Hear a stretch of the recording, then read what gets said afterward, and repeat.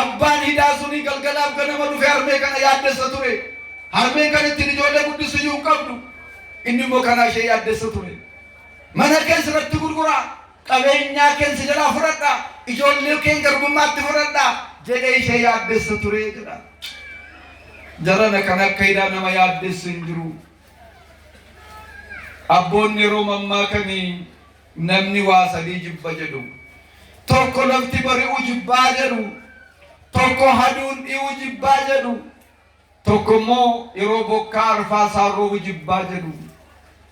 Inni ganama lafti bari'u jibbu eenyu jennaan nama hidhaan irra jirudha jedhanii. Inni galgala haduun dhi'u jibbu isa kamiidha jedhan. Menatti maarmoota isa kamiidha jedhan. Maa jettani? Sabbaa manaan ishee caccaqaa ta'ettanii. Sinu harmooti hoo? Ishee haadha manaansaa caccaqaa taate. Lamaanuun keessan olii galaa caccaqaa hin ta'inaa. Waliin qoccolinaa yaadan olii galaa. Lafa olii galanii jaalalaan jiraatan Waaqayyo jira, nagaa barakati jira. Egaa waa baay'ee dubbachuu nan barbaada. Naaf taa'u barumsa koodhaaf hin deebi'a. Inni arfaasaan dhufu yaadda'u immoo eenyu jennaan nama manni isaa dhimmisu. Tokkos nama waan ittiin qotatu hin qabneedha jedhee hiika Oromoo yeroo danda'u. Kanaaf kan akka hidhaa nama yaaddessu hin jiru jedhee tanani warra akkaataa kanaan yaaddaan Waaqni qulqullaa'aa gorgisiisaa daawwatu jedha akka. Ennaa yeroo kana ture egaa amma gaa galgalaaf ganama gaafa yaaddoon itti cimu waa biraan goone gara nama Waaqayyoo dhatte gara Elsaa'i deemte rakkina ishee itti himte inni immoo akkana jedheen mana kee keessa wanta birrii baasu maaltu jira jedhee gaafate. Qodaa zayitii dhagadaa ture keessaa qillaa cinsee birte hin beeknu malee homaa tokko mana keenya keessa hin jiru duwwaadha. Waan ittiin ijoollee guddisu iyyuu hin qabu jettee itti himte. Mana ishee tol seenee mana ishee eebbisee ishee xinnoo sana qodaa keessatti gaafa argu dhaqi gomboo yookaan okkote duwwaa ollaan argifadhu kottu jedhee. Okkote duwwaa ollaan argifattee dhufte ishee xiqqoo shinii hin guunne malakkee hin guunne keessa jirtu qodaasa duwwaatti coccobsi jedhee. Yeroo coccobsitee deebitu xeeqi jennaan guutee fi jedha galanni Waaqayyootiin haa ta'u hin guutee jedha. Amma gaafa guutuuf kunoo akkatu naan jettan ishee xinnoo fuudheeni balbala koo cufadhee ijoollee koo wajjin taa'eenini yaa Waaqa Elsaa'i jechaanani itti coccobseen guute maal godhuu jettee gaafatte. Jarana rakkoon dhala namaadhaa. Gaafa rakkannu boonyee kadhanna. Gaafa gabaaf gabii dhabnu boonyee kadhanna. Gaafa hojii dhabnu barakata dhabnu waan nyaannu gaafa dhabnu boonyee kadhanna. Waaqayyo gaafa nu badhaasu garuu maal goonuu jenneen gaafa rakkoon keenya kanaadha. Dubartii kana adda kan ishee taasisu maal godhu gaan guutee maal godhu gaan naa barakatee jettee gaafatte. Sila kanaasaa argattee waan ta'eef kadhannaasaa argattee waan ta'eef dhaqii isa jalqabaa gurgurii hidhaa kee kaffali jedhe. Isa jalqabaa kan si yaaddesse kan riba si dhowwate kan lafti dhiyee bari'u si yaaddesse dhaqii hidhaa kee kaffali jedhe. Sa'aaf ittiin ijoollee kee guddisi jedhee jedha. Jarana isinis Waaqayyo gaafa sin daawwatu kadhattanii gaafa deebii argattan isa jalqabaa hidhaa kaffalaa.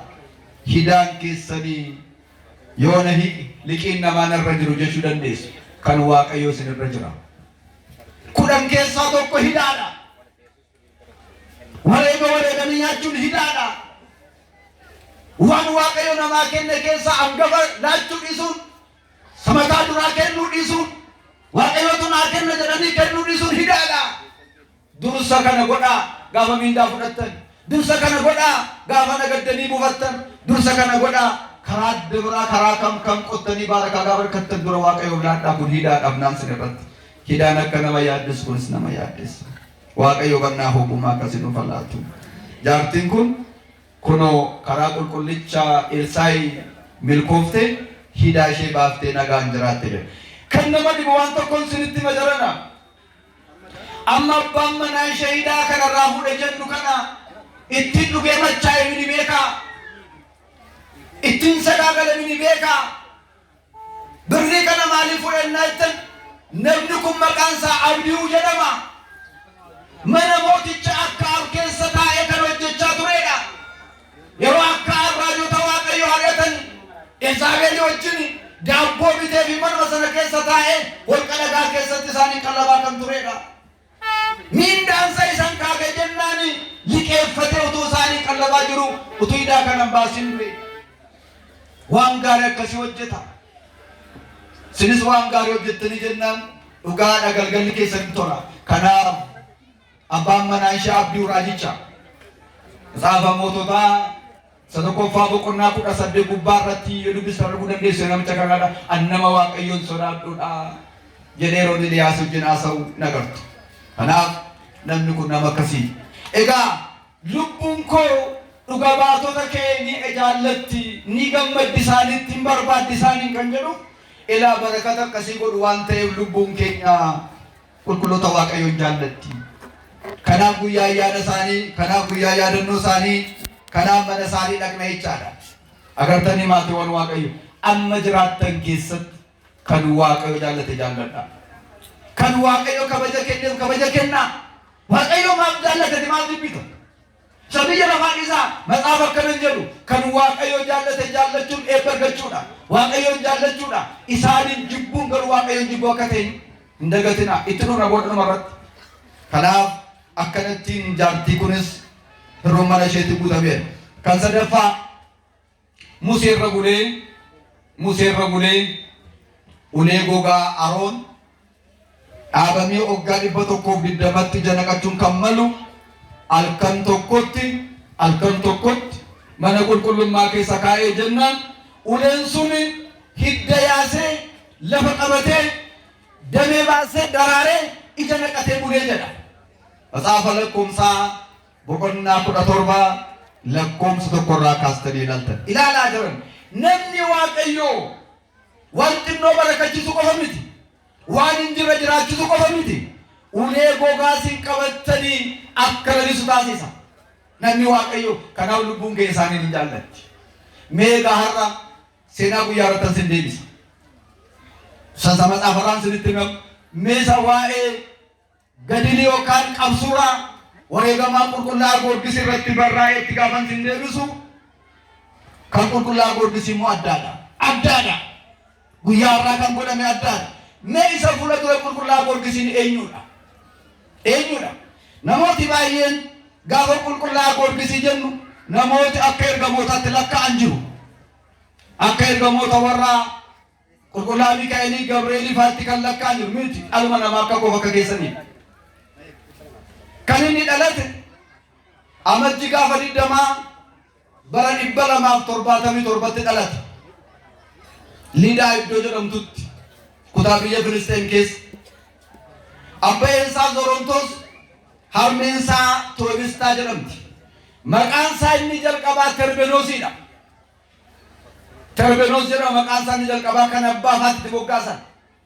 Goorgis jedhee kan itti moggaase Waaqayyoodha. Maqaa abbaa amantummaa isaatiiti.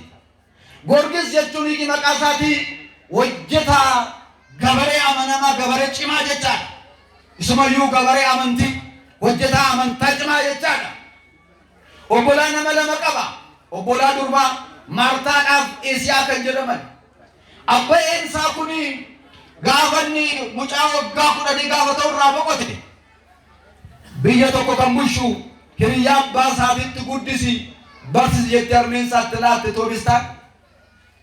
Namichi kun imaanaa harmee isaa irraa fuudhee booda akka mucaa isaatiitti mucaa durbaa malee hin qabuyyuu akka mucaa isaatiitti amantiidhaan barumsa bara sana kennamu barumsa farda gulufsiisu barumsa daaka galaanaa daaku barumsa gaachanaadhaan lolu ture bara sana keessa kan kennamu akka addunyaatti barumsa kan akka inni baratu taasise. Barumsa kana irratti sammuunsaa ifaan waa qabachuu kan danda'u waan ta'eef kun nama tokkoffaa ta'e. Dorgommiitti gaafa dhiyaatu nama hundumaa injifatee argame. Maaliin? Gaachanaan loluuf farda gulufsiisu irratti. Kanaaf mootiin kun farda adii badhaase. Farda adii badhaasa ta'e kennameef waa'een Goorgisii addunyaa mara keessatti dhaga'ame jechaadha. Yeroo kanaa umuriin isaa waggaa 25 ta'eera. Amma gaa akkana jedhe mootiin kun intala koo itti heerumsiiseen akka inni barcuma koo kana godhatuun taasisaa jedhe. Qulqullaa'aa Goorgisiin garuu waaqayyoodhaaf addabee hojjechuu barbaada malee inni waa'ee fuudhaaf heerumaatti hin tolletu. Gaafa inni dirqisiisuudhaaf jedhu utuu inni kana hin godhin mootichi irraa du'e. Gaafa mootichi irraa du'u namoonni biyya sanaadha cimaa akka kanaa, goota akka kanaa, jabaa akka kanaan argannu waan ta'eef gara biyya Roomitti erginee mooticha Doodiyaanos biraati akka inni muudama fudhatu taasifna jedhanii walii galanii xalayaa barreessanii warqee harka fuudhii birrii harka fuudhii kennamu namicha duukaa bu'aa maqaan isaa Soqraaxis jedhamu wajjin erganii jedha. Gaafa biyya Room gaafa deemu mootonni Room irra jiraatan addunyaa 70 keessaa walitti dhufanii mootonni 70 kiristiyaanota akkamittiin lafarraa finnu, Kiristoos kan jedhamu akka hin lallabamne akkamittiin taasifnu, meeshaa akkamittiin isaan kurkunee balleessinu kan jedhamu mareera jiru turanii. Jarana qulqullaa'aa goorgisii kan jedhu bara namni Kiristoos hin lallabu dhibe keessa, bara abbaan amantii dhibe keessa, bara qeesiin lallabaan faarfataan dhibe keessa qofaasaan Kiristoositti namana jedhee nama lallabuu jalqabedha. Akkasumaan miti seenaan isaa addunyaatti kan galmaa'uu danda'e, kan labsamuu danda'e. Akkasumaan miti lubbuun keenya isa jaallattuuf gaafa dhaqee biyya Room ga'ee gaafa gaafatu mootonni jiru jennaan jiru. Garuu nama tokkoon keessummeessanii walga'ii dhimma kanarra jiru jedhanitti himan nama dubbadhe kana. Attam warri Kiristoos hin mormanii, warri waaqa isaanii mormanii isaan kun eenyudha? Kitaaba qulqulluunoo namni addunyaa marasaa buufatee lubbuu isaa yoo gate maal fayyada jedha. Jarri kun maal yaaditti kana yaadanii jedhe. Biyya kana keessatti kan waaqeffamu waaqa Aphiloon jedhamudha. Waaqa tolfamaa gosa maqaadhaan kaawwatanii jiran hundaa tarreessanitti himanii. Achi taa'ee sabarate yaadatee jedha. Achi taa'ee sabarate maal yaadateen? Wangeela Maatewos boqonnaa 10 lakkoofsa 16 caafamee jiru. Wangeela Maatewos boqonnaa 16 caafamee jiru. Namni addunyaa kana guutummaa ishee buufatee lubbuu isaa yoo dhabe maal isa fayyada? Namni waa'ee koo dhugaa yoo naaf ba'e anis abbaa koo fuula duratti ergama abbaa koo duratti dhugaa ba'aaf kan jedhu sana namni lubbuu isaa naaf dabarsee yoo laate in oolfata. Nan oolfadha jedhee yoo anaaf jedhee qusate garuu hin dhabaa. Kan inni jedhee barsiisan yaadate ijoollummaadhaan barateera waan ta'eef jarana biyya lafaa kana keessa amma jiraattanitti sabaratan yaadadha. Akka itti dhageeffattaniif, akka itti barattaniif, eenyurraa akka baratan barumsa bataskaana yaadadha. Gaaf tokko sin gargaara. Waan tokko dhufuudhaaf jira bor. Fagootti immoo lakkaa'ee inni mul'ata 13 irraa dhufuudhaaf jira bor. Amma of keessa kaawwadhaa gaafa rakkinaa sin gargaara sagalee Waaqayyo sinqiidha. Sagalee Waaqayyo gaachana mo'icha. Kana yaadate erga yaadate booda abbaan koo maal fayyadame? Warri biyya kana keessatti addunyaa kana bushaa turan maqaan isaanii addunyaa irratti beekamat maal fayyadaman? Dhiisanii darban miti.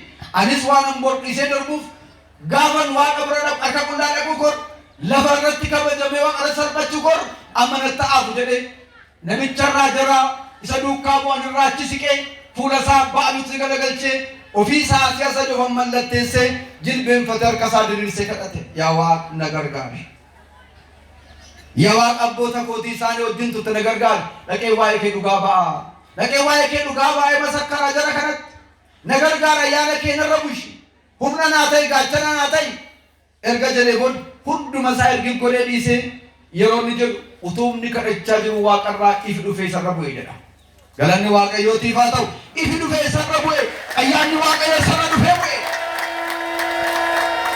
Namaan Waaqayyoo sin dandeessa dhaqi. Innoom naman dhabe waggaa 7 guutuutti dhugaa baata. Kana booda immoo seenaan kee addunyaa irratti labsama. Kanaaf jabaadhu ansi wajjin jira hin sodaatin jedhee Hafuura Qulqulluun jajjabeessee gaafatti dubbatu birrii warqee fidee dhufe sana duuka bu'aa isaa inni jalqabaa Soqraaxis baay'ee kan inni jaallatu. Soqraaxis waama. Soqraaxis kottu jilba koo qabadhu. Jilba koo qabi. Jilbeenfatee jilba isaa qabi. Gaafan du'e qofaa reeffa koo fuudhee harmee kootti geessi. Biyya abbaa kootti geessi. Amma garuu waan sitti himu ilaa birrii kanaan hoo ilaa warqee kanaan hoo iyyooliidhaaf kenni. Sakaan immoo ofii keetti ittiin dallaan mana kiraayii fudhadhu guyyaa guyyaatti waan irratti ta'u immoo galmeessi. ofii kee godhos ofii mul'isu